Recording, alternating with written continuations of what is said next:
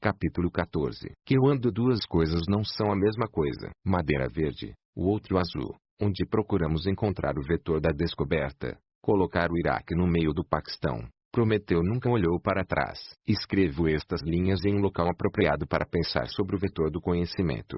Abu Dhabi, uma cidade que surgiu no meio do deserto, como que banhada pelo petróleo. Fico enjoado ao observar a construção dessas enormes universidades, financiadas por receitas governamentais provenientes do petróleo, sob a postulação de que as reservas de petróleo podem ser transformadas em conhecimento, com a contratação de professores de universidades de prestígio e a inscrição das crianças na escola, ou, como é o caso, esperando que as crianças sintam vontade de ir à escola, pois muitos estudantes de Abu Dhabi são da Bulgária, Sérvia ou Macedônia, tendo direito ao ensino gratuito. Melhor ainda, eles podem, com um único cheque, importar uma escola inteira do exterior, como a Sorbonne e a Nova York University, entre muitas outras. Assim, em poucos anos, os membros dessa sociedade estarão colhendo os benefícios de um grande avanço tecnológico. Parece um investimento razoável, se aceitarmos a noção de que o conhecimento universitário gera riqueza econômica. Mas essa é uma crença que nasce mais da superstição do que do empirismo.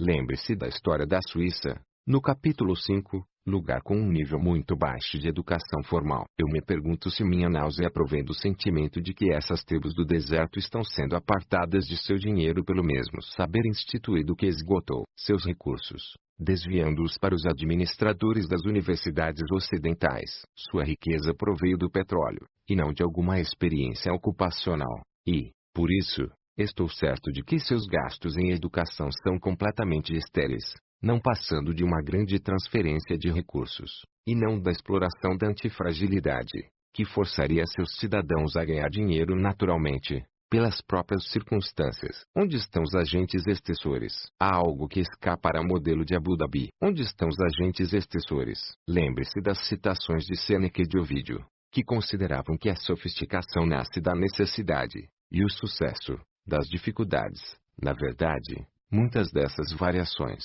provenientes dos tempos medievais, como Necessitas Magistra, de Erasmo, conseguiram chegar a nosso vernáculo cotidiano, como a necessidade é a mãe da invenção. A melhor delas, como de costume, é do mestre aforista Públio Ciro: a pobreza é parte das experiências hominem esperiri multa pauperta silbet. Mas a expressão e a ideia aparecem, de uma forma ou de outra, em muitos escritores clássicos, incluindo Eurípides, Pseudo Teócrito, Plauto, Apuleio, Zenóbio e Juvenal. É claro que, hoje em dia, ela é denominada de crescimento pós-traumático. Percebi que a sabedoria antiga estava funcionando exatamente no sentido contrário na situação de Abu Dhabi. Minha aldeia natal levantina, Amiun, foi saqueada e evacuada durante a guerra, fazendo com que seus habitantes fossem expulsos e exilados para várias regiões do planeta. 25 anos depois, ela se tornou opulenta, dando a volta por cima com um sabor de vingança.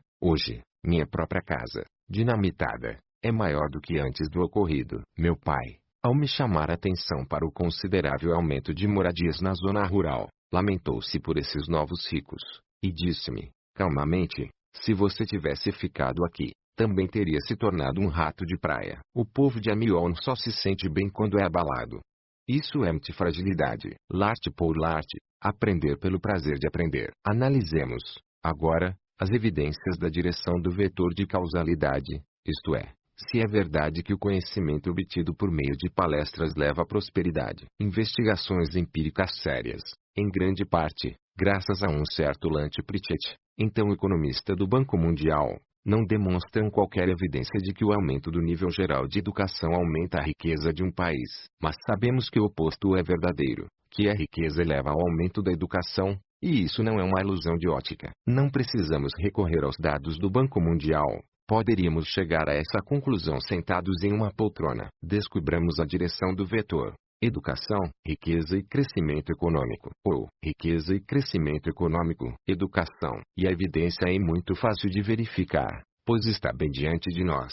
Ela pode ser obtida pela observação dos países que, além de ricos, têm algum nível de educação, e avaliando qual condição precedeu a outra. Considere o poderoso argumento defendido pelo desonroso economista Zhuang Shang, ao estilo menos é mais. Em 1960, Taiwan tinha uma taxa de alfabetização muito menor do que a das Filipinas e metade da renda per capita daquele país. Hoje, a ilha tem uma renda 10 vezes maior. Ao mesmo tempo, a Coreia tinha uma taxa de alfabetização muito menor do que a da Argentina, que tinha uma das taxas mais altas do mundo, e cerca de um quinto da renda per capita daquele país. Hoje, tem 3 vezes mais. Além disso, no mesmo período, a África subsaariana viu suas taxas de alfabetização aumentarem significativamente, em paralelo a uma diminuição de seu padrão de vida. Podemos multiplicar os exemplos.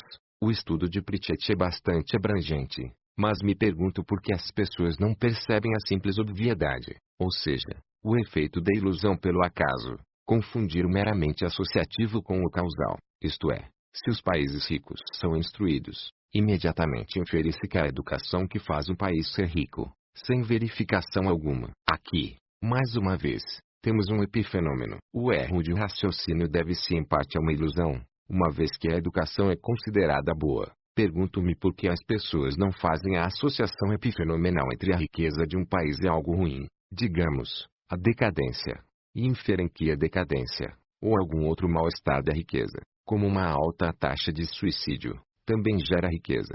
Não estou afirmando que, do ponto de vista individual, a educação é inútil. Ela constrói credenciais que servem ao desenvolvimento da carreira dos indivíduos, mas tal efeito desaparece quando se considera o país como um todo. A educação estabiliza a renda das famílias ao longo das gerações. Um comerciante enriquece e, então, seus filhos vão para a Sorbonne, tornam-se médicos e magistrados. A família mantém a riqueza, pois os diplomas permitem que seus membros permaneçam na classe média há muito tempo depois de se esgotar aquela riqueza ancestral. Mas esses efeitos não têm importância para os países. Além disso, Alison Wolff desmistifica a falha da lógica que parte do princípio de que é difícil imaginar a Microsoft ou a British Aerospace sem nenhum conhecimento avançado para atrelá-lo à ideia de que mais educação significa mais riqueza. A relação unilateral simplista, que tanto extasia nossos políticos e comentaristas, aumento dos gastos em educação, diminuição do crescimento econômico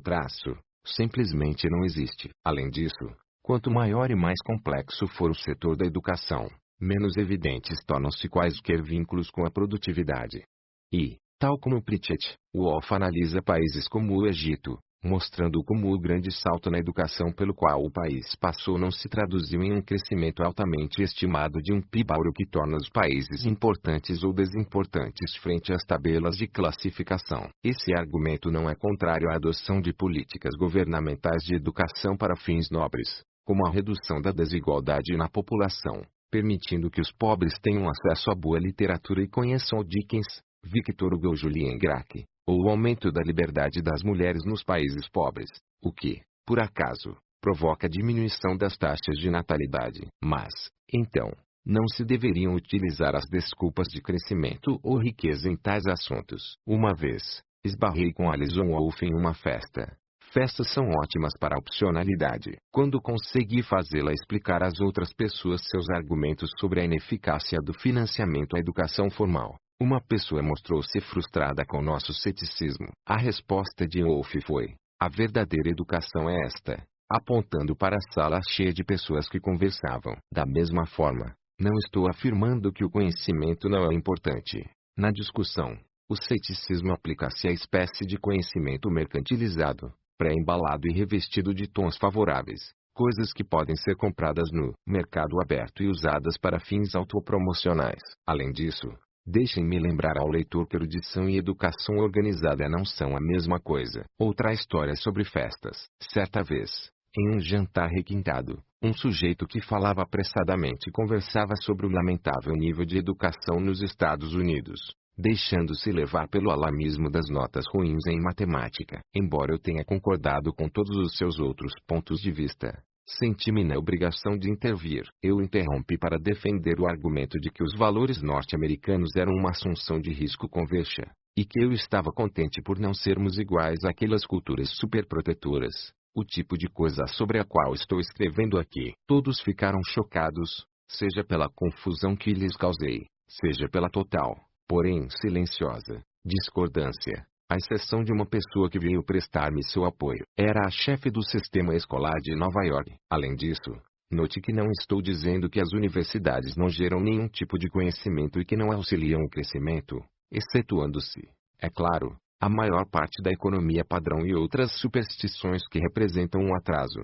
Estou falando apenas que seu papel é excessivamente promovido, e que seus membros parecem explorar parte de nossa credulidade, estabelecendo relações causais equivocadas, com base, principalmente, em impressões superficiais. Companhias refinadas para o jantar. A educação traz benefícios que vão além da estabilização da renda familiar. A educação transforma os indivíduos, por exemplo, em companhias mais refinadas para o jantar, algo que não pode ser desprezado. Mas a ideia de educar as pessoas para aprimorar a economia é bastante recente. Há apenas 50 anos, o governo britânico definia objetivos para a educação diferentes do que temos hoje. Cultivar os valores, formar bons cidadãos e adquirir conhecimentos, sem qualquer menção ao crescimento econômico. Eles não eram idiotas naquela época, ponto que também é defendido por Alison Wolff. Da mesma forma, antigamente, a aprendizagem acontecia pelo prazer de aprender, para formar boas pessoas,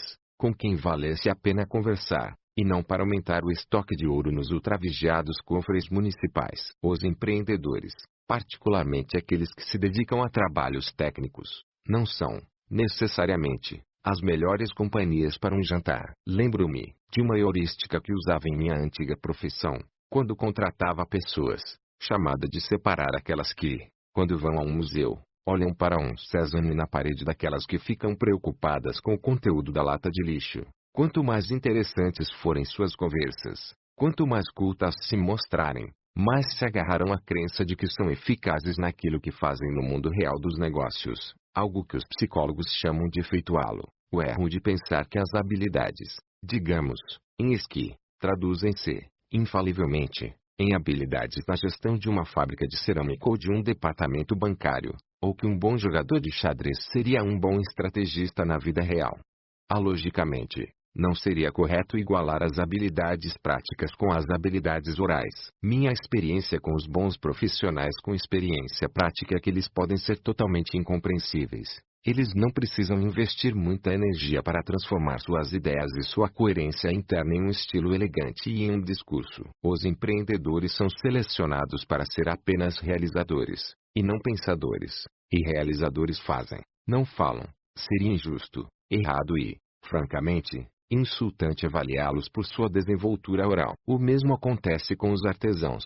A qualidade reside em seu produto, e não em sua conversa. Na verdade, eles podem, facilmente, alimentar falsas crenças de que isso os levaria a fazer melhores produtos, como uma espécie de efeito colateral, e atrogenia inversa. Mas, e daí? Por outro lado, os burocratas, devido à falta de uma métrica objetiva para o sucesso e a anulação das forças de mercado, são selecionados sob os efeitos halo da aparência e da elegância superficiais. O efeito colateral é o aprimoramento de suas conversas. Tenho certeza de que os assuntos em um jantar com um funcionário das Nações Unidas seria mais interessantes do que com algum dos primos de Tony Gorducho ou com um empresário obcecado por circuitos de computador. Analisemos mais detidamente essa falha na maneira de pensar. A falácia da madeira verde. Em um dos raros livros sobre finanças que escapam do charlatanismo, descritivamente denominado Attila Negozing a $1.000.000, o protagonista faz uma grande descoberta. Ele observa que um sujeito chamado Joe Segel,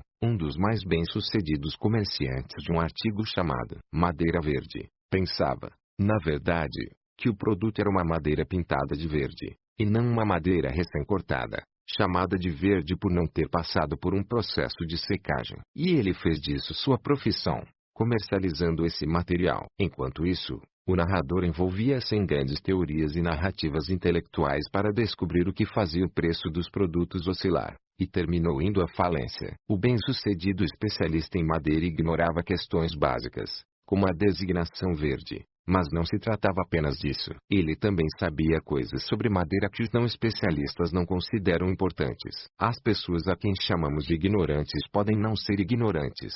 O fato é que quem observa de fora pressupõe que certos detalhes, como prever o fluxo de pedidos de madeira e dominar o discurso habitual, são importantes. Mas as pessoas que se dedicam a atividades práticas não são submetidas a um exame de nivelamento. Elas são selecionadas da forma mais não discursiva possível, Os bons argumentos não fazem muita diferença. A evolução não depende de discursos. Os seres humanos sim. A evolução não precisa de uma palavra para a cor azul. Por isso, vamos chamar de falácia da madeira verde a situação em que alguém confunde uma fonte de conhecimento necessário, o verde da madeira, com outra, menos visível do exterior, menos administrável, menos discursiva. Meu mundo intelectual ruiu, como se tudo o que eu havia estudado tivesse sido não apenas inútil, mas uma bem organizada farsa. Da seguinte forma: quando comecei a trabalhar com derivadas ou volatilidade, especializei-me em não linearidades. Decidi concentrar-me nas taxas de câmbio, campo no qual já estava imerso havia vários anos. Fui obrigado a conviver com operadores de câmbio estrangeiro, pessoas que não estavam familiarizadas com instrumentos técnicos como eu.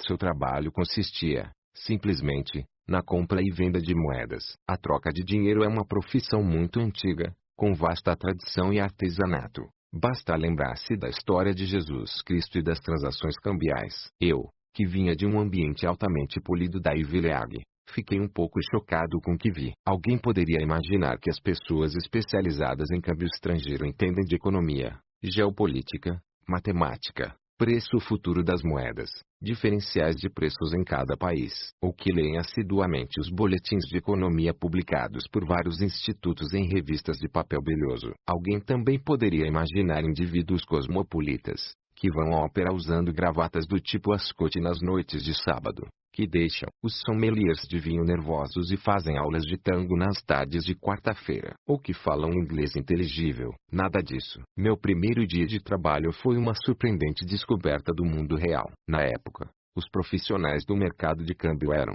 em sua maioria, italianos provenientes de Nova Jersey e do Brooklyn. Eram pessoas habituadas à rua, bastante habituadas, que haviam começado no setor administrativo dos bancos fazendo transferências bancárias. Quando o mercado expandiu-se, chegando mesmo a explodir com o crescimento do comércio e a livre flutuação do câmbio, essas pessoas tornaram-se operadoras importantes no negócio e prósperas. Minha primeira conversa com um especialista foi com um sujeito chamado B, um nome qualquer, que termina com uma vogal, vestido com um terno brioni costurado à mão. Informaram-me que ele havia sido o maior operador de francos suíços do mundo, uma lenda em seus dias.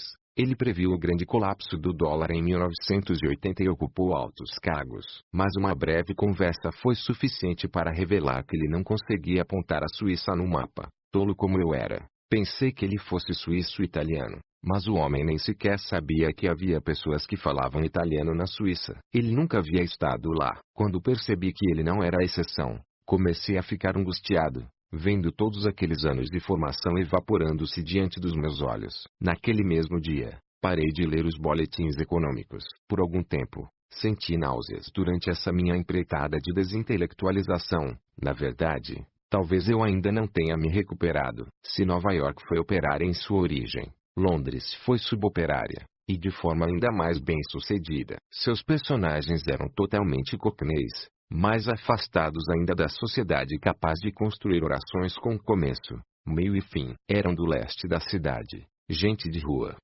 mesmo, com um sotaque característico, usando seu próprio sistema de numeração. 5 era Ladi Godiva ou Xing, 15 era Comodoro, 25 era Pony, etc. Tive de aprender cockney apenas para me comunicar, e, principalmente, para sair para beber com meus colegas durante as visitas que lhes fazia. Naquela época, os operadores de Londres ficavam bêbados quase todos os dias na hora do almoço, especialmente na sexta-feira, antes da abertura do pregão de Nova York. A cerveja nos transforma em leões, disse-me um colega, apressando-se em terminar sua bebida antes que Nova York abrisse. Uma das cenas mais hilárias era ouvir em alto-falantes as conversas transatlânticas entre aquela gente de Bensonhurst, em Nova York, e os corretores cockney, principalmente quando o colega do Brooklyn tentava forjar uma pronúncia levemente cockney para se fazer compreender. Por vezes, aqueles cockneys não falavam nenhuma palavra do inglês padrão. Foi assim, então, que aprendi a lição de que preço e realidade,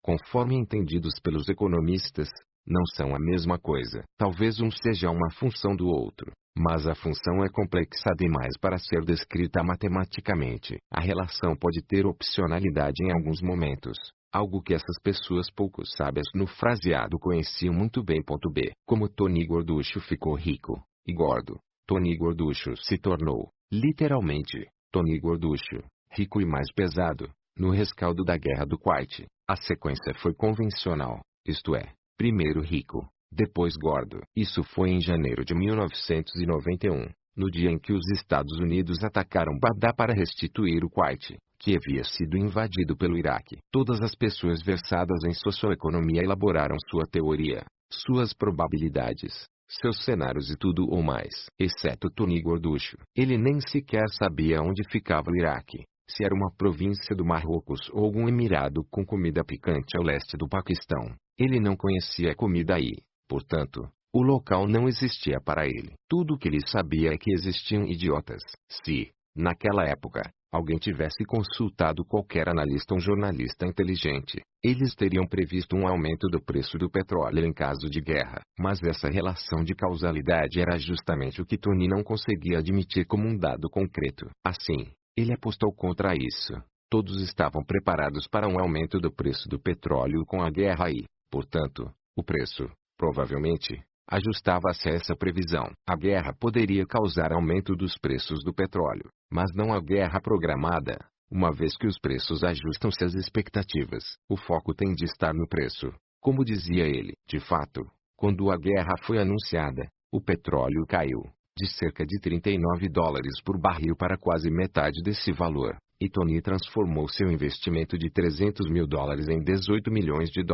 Há tão poucas oportunidades em nossa vida que não podemos desperdiçá-las, disse ele a Nero, mais tarde, durante um de seus almoços, enquanto convencia seu amigo que não morava em Nova Jersey a apostar em um colapso do sistema financeiro. As boas apostas especulativas vêm até você. É impossível obtê-las prestando atenção apenas no noticiário. E observe a principal afirmação de Tony Gorducho: o Kuwait e o petróleo não são a mesma coisa.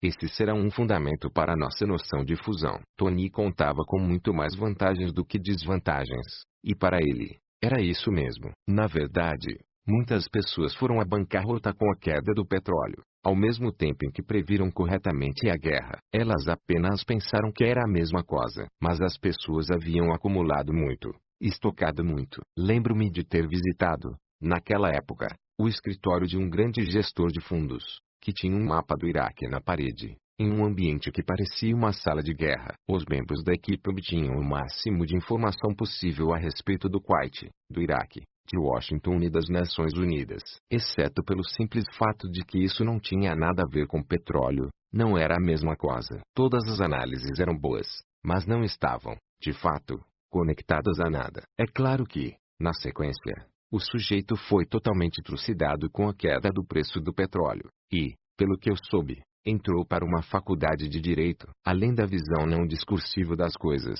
eis aqui outra lição. Indivíduos muito intempestivos e engenhosos começam a não perceber coisas muito elementares. As pessoas do mundo real não podem se dar ao luxo de negligenciar tais coisas, sob pena de entrar em rota de colisão. Ao contrário dos pesquisadores, elas foram selecionadas para a sobrevivência, não para as complicações. Assim, constatei na prática o menos é mais.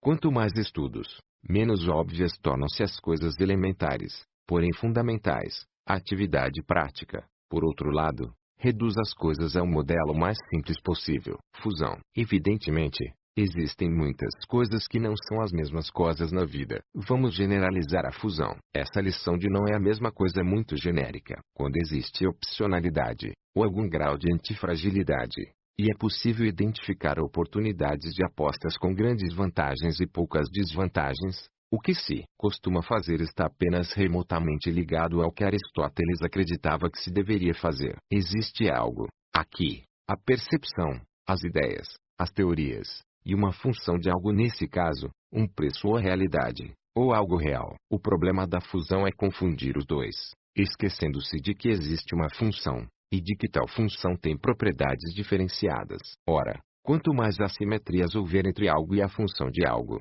mais diferenças haverá entre ambos. Eles podem acabar não tendo nada a ver um com o outro. Isso parece trivial, mas há implicações substanciais, especialmente na forma como a ciência é usual. Não a ciência social, mas a ciência inteligente, apreende a questão. Uma pessoa que escapou do problema da fusão foi Gene Simmons, o grande matemático que fez fortuna construindo uma enorme máquina de transações entre os mercados. Essa máquina replica os métodos de compra e venda dos indivíduos de origem suboperária, com mais significância estatística do que qualquer outro meio no planeta Terra. Simons afirma jamais contratar economistas e pessoas do ramo das finanças, apenas físicos e matemáticos, aqueles que estão envolvidos no reconhecimento de padrões acessando a lógica interna das coisas, sem teorizar. Ele também nunca ouve os economistas nem lê seus relatórios. O grande economista Ariel Rubinstein compreende a falácia da madeira verde. É preciso reunir uma grande dose de inteligência e de honestidade para ver as coisas dessa maneira. Rubinstein é um dos grandes líderes no campo da teoria dos jogos, que consiste em experimentos de pensamento. Também é o maior especialista, em todo o planeta, em cafés excelentes para se pensar e escrever. Rubinstein se recusa a afirmar que seu conhecimento em assuntos teóricos possa ser traduzido, por ele, em qualquer coisa eminentemente prática. Para Rubinstein, a economia é como uma fábula. Um escritor de fábulas existe para estimular ideias, talvez inspirar indiretamente a prática, mas, certamente, não para dirigir ou determinar essa prática. A teoria deveria permanecer independente da prática e vice-versa. E não devemos retirar os economistas acadêmicos de seus campi e colocá-los em posições de tomada de decisão. A economia não é uma ciência, e não deveria arvorar-se a prestar consultoria a políticas públicas. Em suas memórias intelectuais, Rubinstein conta como tentou convencer um fornecedor levantino do Sul a aplicar as ideias da teoria dos jogos em suas negociações, em vez dos antigos mecanismos. O método sugerido não conseguiu chegar a um preço aceitável para ambas as partes. Em seguida, o rapaz lhe disse: "Temos negociado de nossa forma há décadas, e você vem e tenta mudá-la." Rubinstein concluiu: "Afastei-me dele, envergonhado. Tudo o que precisamos é de mais duas pessoas como Rubinstein nessa profissão, e as coisas melhorarão no planeta Terra." Às vezes, até mesmo quando uma teoria econômica faz sentido, não é possível impor sua aplicação a partir de um modelo, no formato de cima para baixo. Faz-se necessária, então, colocar em prática a tentativa e erro orgânica e auto-orientada para que a alcancemos. O conceito de especialização, por exemplo, que vem obcecando os economistas desde Ricardo, e mesmo antes dele, desgasta os países quando imposto pelos responsáveis por políticas públicas, já que sujeita as economias ao erro, mas funciona bem quando é alcançado progressivamente por meios evolutivos, com os freios corretos e as camadas de redundância. Eis outro caso em que os economistas podem nos inspirar, mas nunca nos dizer o que fazer. Veremos mais sobre esse assunto ao discutirmos a vantagem comparativa ricardiana e a fragilidade do modelo, no apêndice. A diferença entre discurso e prática, as coisas importantes que não podem ser narradas com facilidade, reside, principalmente, na opcionalidade, na negligenciada opcionalidade das coisas. A coisa certa, aqui, é tipicamente um equilíbrio antifrágil. E meu argumento é que não se vai à escola para aprender opcionalidade, mas o inverso, para se tornar cego a ela. Prometeu e Epimeteu. Há uma história na mitologia grega sobre dois irmãos titãs, Prometeu e Epimeteu. Prometeu significa o que vê antes, enquanto Epimeteu significa o que vê depois.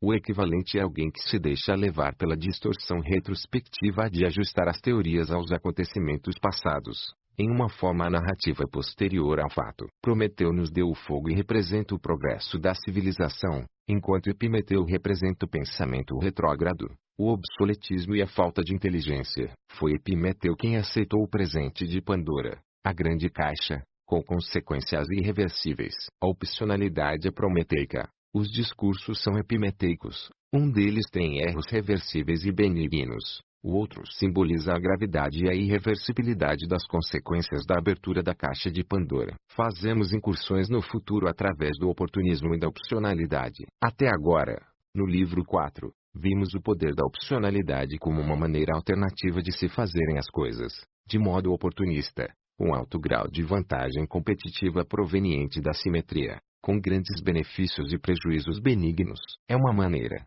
a única, de domesticar a incerteza, de trabalhar racionalmente sem compreender o futuro, enquanto a dependência dos discursos é exatamente o oposto.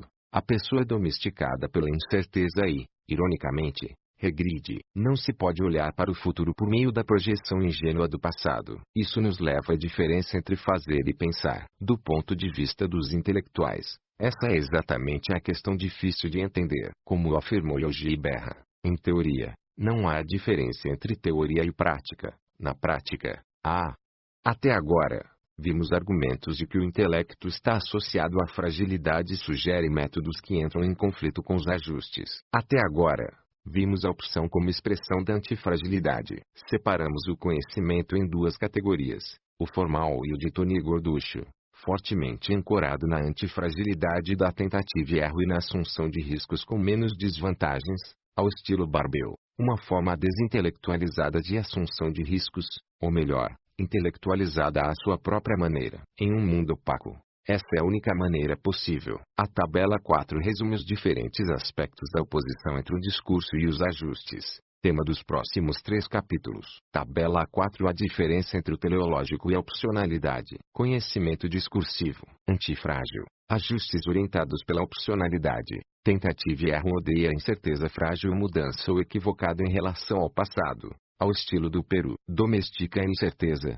Antifrágil ao desconhecido. Olha para o passado. Sujeito olha para o futuro, se adaptar demais a ele. Epimeteu, Prometeu. Ação teleológica, ação oportunista. Estilo turista, estilo flanador. Frágil, racionalismo ingênuo, racionalismo robusto. Psicologicamente confortável, psicologicamente desconfortável, mas com senso de emoção e aventura. Côncavo, ganhos. Convexo, pequenos. Conhecidos visíveis, erros desconhecidos, erros conhecidos. Grandes ganhos potenciais, sujeito a problemas semelhantes aos do Peru. Confundir as evidências da ausência com a ausência de evidências. Pode beneficiar-se com os idiotas e com problemas semelhantes aos do Peru. Sujeito a epifenômenos e a falácia da madeira verde. Escapa a falácia da madeira verde. Conhecimento discursivo. Antifrágil. Ajustes orientados pela opcionalidade. Tentativa e erro. O único mecanismo do mundo acadêmico fora do laboratório e da ciência física. Principal mecanismo da prática. O discurso é epistemológico. O discurso é instrumental. Aprisionado em uma história. Não há dependência significativa de uma história. A narrativa pode servir apenas como motivação. Domínio reduzido. Espaço restrito de ação. Domínio amplo. Espaço aberto de ação. Precisa entender a lógica das coisas. Não é necessário um grande entendimento. Apenas a racionalidade para comparar dois resultados exercendo a melhor opção. Não se beneficie com a pedra filosofal, também conhecida como viés de convexidade. Ver capítulo 19. Depende da pedra filosofal. Tudo isso não significa que os ajustes e a tentativa e erro sejam desprovidos de narrativas. Simplesmente não são excessivamente dependentes da veracidade das narrativas. O discurso não é epistemológico, mas instrumental. As histórias religiosas, por exemplo, talvez não tenham valor algum como narrativas, mas podem levar-nos a fazer algo convexo e antifrágil que não seria feito de outra forma, como, por exemplo, reduzir os riscos. Os pais ingleses controlavam os filhos com o falso discurso de que, se não se comportassem ou não comessem toda a comida do jantar, Bonnet, Napoleão Bonaparte, ou algum animal selvagem poderia vir e levá-los embora. As religiões costumam usar um método equivalente para auxiliar os adultos a se verem livres de dificuldades ou evitarem o endividamento. Porém, os intelectuais tendem a acreditar na própria M e a defender suas ideias de maneira muito literal. E isso é bastante perigoso. Considere o papel do conhecimento heurístico, a regra geral, intrínseco às tradições. Assim como a evolução atua sobre os indivíduos, também age sobre essas regras gerais inexplicáveis e tácitas, transmitidas por gerações, o que Karl Popper chamou de epistemologia evolutiva. Mas mudarei ligeiramente a ideia de Popper. Na verdade, mudarei um pouco mais do que isso. Minha opinião é de que essa evolução não é uma competição entre ideias, mas entre os seres humanos e os sistemas baseados nessas ideias. Uma ideia não sobrevive porque é melhor do que a concorrente, mas, sim, porque a pessoa que a defende sobreviveu. Assim, o que aprendemos com nossa avó deveria ser muito superior de forma empírica e, portanto, científica, ao que aprendemos em uma aula da escola de negócios. E, é claro, consideravelmente mais barato. Minha tristeza é que estamos ficando cada vez mais longe de nossas avós. Os problemas qualificados, aqueles em que o especialista sabe muito, embora menos do que pensa saber, causam, muitas vezes, fragilidades, e a aceitação da ignorância causa o inverso. Seus problemas qualificados colocam-nos do lado errado da simetria. Examinemos a questão em termos dos riscos. Quando estamos frágeis, precisamos saber muito mais do que quando estamos antifrágeis. Por outro lado, quando achamos que sabemos mais do que sabemos, ficamos frágeis. Ao erro, mostramos, anteriormente, evidências de que a formação em sala de aula não leva à riqueza, sendo, a princípio, proveniente da riqueza, um epifenômeno. Em seguida, veremos como a assunção antifrágil de riscos, alheia à educação e às pesquisas formais e organizadas, também é a grande responsável pela inovação e pelo crescimento, ao mesmo tempo em que a história vem sendo camuflada por autores de livros didáticos. Isso não significa que as teorias e as pesquisas não desempenhem nenhum papel. Significa apenas que, da mesma forma como somos iludidos pelo acaso, deixamos-nos iludir pela superestimação do papel das ideias que parecem sensatas. Vamos observar as confabulações cometidas pelos historiadores do pensamento econômico, da medicina, da tecnologia e de outras áreas, que tendem a menosprezar sistematicamente os profissionais com experiência prática e a cair na falácia da madeira verde.